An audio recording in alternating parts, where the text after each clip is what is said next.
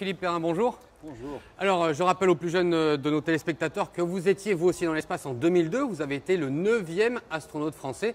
Thomas Pesquet est lui le 10e. Et si Thomas, aujourd'hui, a autant de place à l'intérieur de la Station spatiale internationale, il vous le doit un petit peu. Pourquoi ? Cette station, il a fallu la construire. C'était un défi énorme, c'était un défi politique de se mettre à différentes nations ensemble, des Russes, des Américains, des Européens. Les Européens ont beaucoup aidé, les anciens, Michel Tonini, je pense à Jean-Loup Chrétien, qui avait volé en Russie et aux États-Unis, ont beaucoup aidé à créer ce lien. C'était un défi technique parce qu'il fallait assembler des matériels qui avaient été construits en Russie, aux États-Unis et en Europe. Un défi parce qu'il fallait entraîner ces personnels. Moi, j'ai passé des jours et des jours à entraîner les contrôleurs au sol, par exemple, qui contrôlent aujourd'hui la mission de Thomas. Et c'était surtout un défi dans l'assemblage.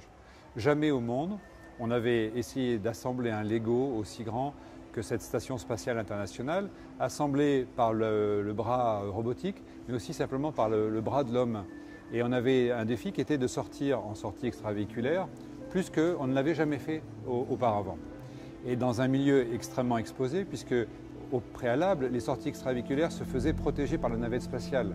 La navette spatiale était en formation le ventre en avant, en bouclier et protégée. Là, pour la première fois, on s'exposait vraiment au vide, au risque de collision avec des particules. Et ma mission, ça a été à 3 reprises de sortir dans l'espace pour participer notamment à l'assemblage du bras robotique canadien. Bras robotique qui avait eu à l'époque la bonne idée de tomber en panne. Et si je n'avais pas pu réparer le bras, eh bien l'assemblage complet de la station était arrêté pour une dizaine d'années.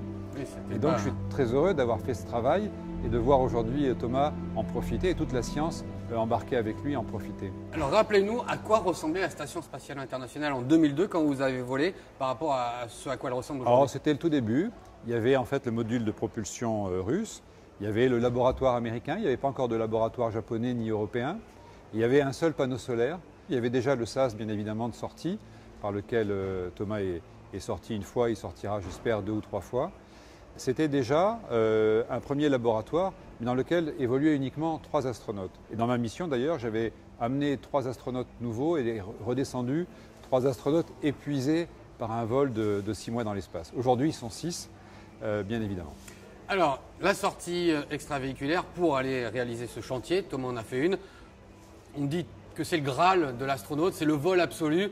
Racontez-nous vos sensations au moment où on passe la tête la première et qu'on se retrouve dans le vide sidéral, juste la terre en dessous. Comment ça se passe? On sort ou la tête la première ou les pieds dans le cas de Thomas et dans mon cas. Les pieds devant, c'est pas forcément bon signe. C'est les pieds devant, mais c'est comme ça que ça se passe. Et on sort surtout ou de nuit ou de jour. Dans mon cas, c'était de nuit, ce qui est peut-être plus rassurant. Parce que, difficile à croire, mais sortir dans l'espace, c'est sortir dans le vide, à 400 km au-dessus de la Terre. Et certains astronautes peuvent être sujets à un certain vertige, qui est tout à fait légitime. J'ai un camarade qui volait sur Hubble et qui me disait, porté par le bras robotique de la navette travaillant sur Hubble, qu'il avait l'impression d'être sur un plongeoir géant à 400 km au-dessus de la Terre. Donc c'est un vertige. En même temps, c'est une révélation.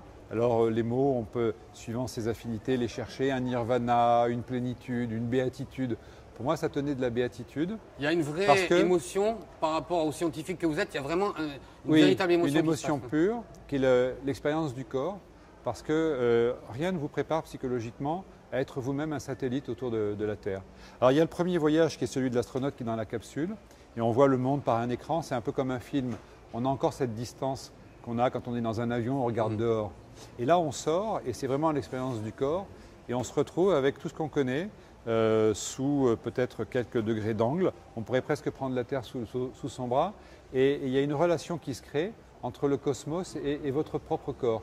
Et c'est cette expérience-là qui tient pour moi de la béatitude, une espèce de révélation cosmique qui est de dire, eh bien, tout ce que je connais est là, et tout ce que je connais est beau, et en même temps, tout ce que je connais est extrêmement fragile. Parce qu'on se retourne, autour c'est un noir sidéral, un milieu extrêmement agressif, on est dans un vide parfait, quasi parfait. On est bombardé de rayonnement cosmique, encore protégé par la ceinture de Van Allen, mais plus protégé par l'atmosphère terrestre. Et on est en survie parce qu'on ne respire que l'air qu'on a avec soi, on ne boit que l'eau qu'on a avec soi. Et on comprend tout à fait, en se retournant, que ce qu'on a sous les yeux, c'est simplement un vaisseau spatial, un autre vaisseau spatial, celui qu'on nous a donné à la naissance, et qui paraît extrêmement fragile. Et quand on est en position soi-même de survie, on se dit mais finalement sur Terre on est en position de survie. Donc il y a toute une série de révélations. Pour moi la révélation écologique ayant été la plus forte et la plus évidente. On le voit d'ailleurs hein, sur la photo derrière moi, l'atmosphère c'est extrêmement ténu Alors, et on le voit très bien de là-haut. Hein. C'est 100 km, en fait Ouais. c'est pas linéaire, mais on peut dire qu'à partir de 100 km il n'y a plus rien. D'ailleurs c'est ce qui définit un astronaute, c'est celui qui vole au-dessus de cette couche de 100 km. Et il est vrai qu'on est dans un vide plus parfait que dans beaucoup de laboratoires terrestres. Donc je pense que Thomas a eu cette sensation et je lui avais conseillé avant qu'il parte d'essayer d'être le plus rapide possible parfois, d'être très concentré pour pouvoir justement s'arrêter et prendre le temps de... Et j'ai été très heureux de voir qu'il a été extrêmement rapide, extrêmement vif, extrêmement professionnel dans ses gestes. Et puis à la fin de la sortie extravéhiculaire, je l'ai vu par moments s'arrêter et je savais ce qu'il avait dans la tête. Il profitait du spectacle. Et quel spectacle, bien spectacle. évidemment. Comment est-ce qu'on revient sur Terre après justement avoir connu un tel spectacle, après avoir aussi connu les affres de la pesanteur? Ça peut être très positif, très drôle pour certaines choses, peut-être un peu plus douloureux pour d'autres. Comment est-ce que ça s'est passé pour vous? On va rappeler que vous avez fait un vol court, vous. Hein. Oui, j'avais fait un vol court, donc je n'avais pas à réapprendre finalement à vivre sur Terre, ce qui sera le cas de Thomas, parce qu'après un vol long, il y a une perte musculaire, une perte osseuse, et il faut beaucoup de temps avant de récupérer. Il y a différents aspects à votre question. Il y a un aspect psychologique, je pense, qui est le plus important. Quand on a été astronaute et qu'on a été au sommet d'une pyramide humaine qui vous a amené là-haut, et ce n'est pas simplement le travail d'un astronaute, c'est le travail d'une équipe. Et toute cette équipe vous a quasiment propulsé, et c'est aussi le travail de la famille qui vous entoure. Et quand vous redescendez, eh bien la pyramide n'est plus là, il faut retrouver sa place dans la société, il faut vraiment redescendre sur Terre et retrouver les pieds sur Terre. Et ça, c'est un travail de longue haleine qui prend plusieurs années et qui, je pense, est le véritable défi du voyage dans l'espace, c'est d'être capable d'aller, de raconter, ce que fait très bien Thomas, et je tiens à insister sur ce fait qu'un astronaute se doit de communiquer, de partager, et ensuite de retrouver sa place de terrien. Et d'ailleurs, quand je suis revenu sur Terre, même après 14 jours, j'avais l'impression avec la navette spatiale de découvrir une planète. J'avais vraiment l'impression de revenir comme sur une autre planète que je découvrais, et avec des yeux nouveaux. J'avais l'impression d'avoir une planète extrêmement belle, accueillante, généreuse, plein d'air à respirer, plein d'eau à boire. Et c'est cette vision-là qui était la plus heureuse. Il y a aussi, je pense, une certaine détresse de l'astronaute qui sait qu'il a touché au sublime et il ne pourra plus toucher à ce sublime parce que le voyage est terminé.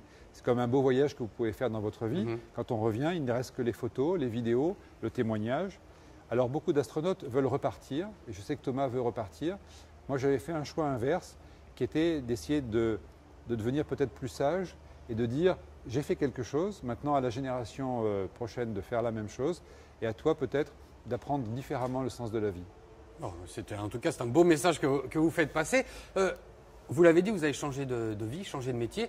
Est-ce que c'est facile de trouver un nouveau métier quand on a vécu des émotions, des sensations comme vous les avez connues dans l'espace? C'est difficile. On est comme un voyageur qui redescend d'une montagne qu'il a gravie avec un Graal en haut de cette montagne. Et puis quand on redescend, il n'y a qu'une pente douce. Il faut retrouver en fait une autre montagne. Et dans mon cas, ça a été très facile parce que j'avais une idée, une envie qui était de rejoindre les rangs de l'industrie et d'Airbus ici à Toulouse aux essais en vol et de mettre mes connaissances, mes petites connaissances techniques au service de l'industrie.